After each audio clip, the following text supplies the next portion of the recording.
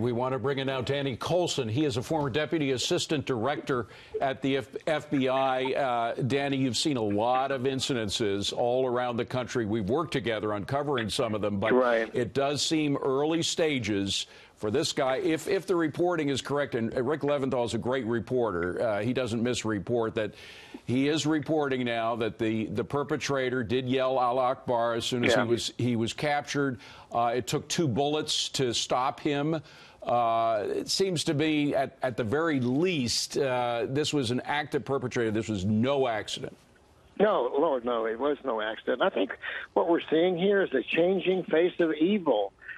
In my business now, I have to be concerned about bombs and knives and guns and now trucks and now snipers and soon drones.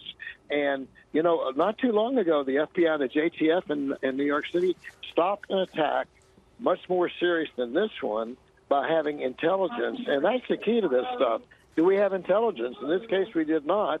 But fortunately, one of the finest police departments in the world is New York City, and they can respond to these things and limit the damage. But without some kind of information that gets to the right authorities, you can't stop these things. We have to be very vigilant and very careful in all of our day-to-day activities. By the way, Danny, forgive me for interrupting. We're looking at pictures now. I believe these are live shots of some of the injured being carted into ambulances and taken off. Again, the latest that we know of is reports are that 6 people have been killed.